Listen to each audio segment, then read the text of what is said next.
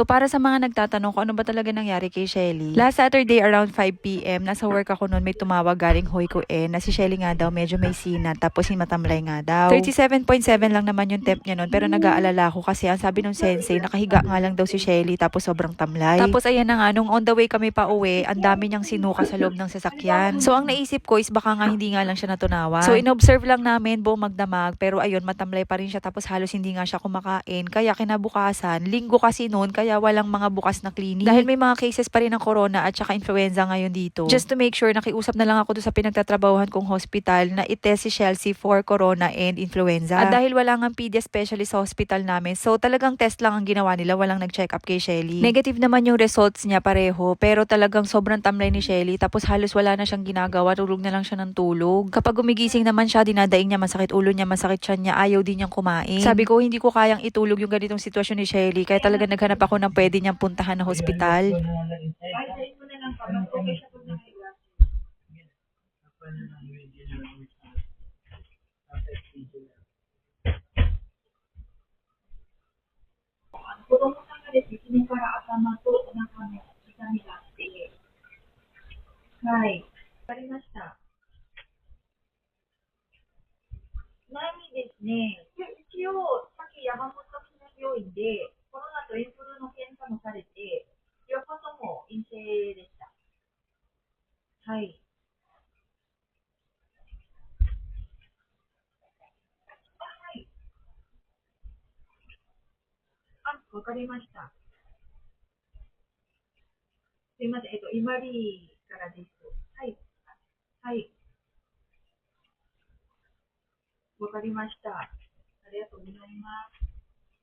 So, nung may go signal na nga kami, nag-prepare na rin kami ng mga gamit just in case, wag naman sana, no? Pero kung maa-admit, at least meron na kaming mga dala-dala. At some point, medyo napanatag ako kasi alam ko meron na kaming pupuntahan. Pero at the same time, natataranta rin ako kasi iba na talaga yung itsura ni Shelly ng mga panahon na yan. Napakadami na nga tumatakbo sa isip ko niyan, pero dinadaan ko na lang sa dasal na alam ko, hindi niya pababayaan si Shelly ko.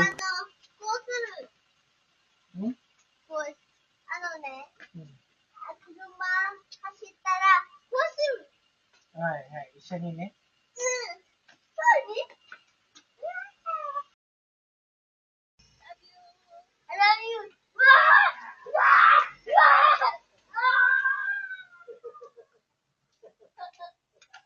面白かった。面白かったね。今、シェリちゃん点滴してるけん。ね。もうそろそろ帰りますって言って。もうそろそろ帰ります。Hi. Tumagal din ng 30 minutes yung biyahe namin. Tapos sakto, pagdating namin ng hospital, sumuka na naman ng sobrang dami si Shelly. So, upon examination naman ng doktor, kapag pinipindot naman yung tiyan niya, wala naman siyang reklamo na masakit. Pero, yun nga, sinasabi niya, masakit yung ulo niya. Isa pa sa iniisip kong dahilan kung bakit sumasakit yung tiyan niya, kasi parang 2 days na siyang constipated. Hindi natural kay Shelly yun kasi usually in a day, mga 2 to 3 times siyang dumudumi. So, binigyan siya ng pampadumi and after no, nakadumi naman din agad siya. So, dahil hindi nga siya masyado nakakakain, binigyan din siya ng swero at saka yung pampatigil ng pagsusuka. Tapos after naman nun, naging okay naman siya kaya pinauwi na din kami. Shelly, kaerimasu ken. Shelly-chan. もう治ったけん。Thank you, Lord. 治ったよ。よかったね。帰るね。パパ待ってるから。だよ。ほんとね。くまちゃん、どこ行った？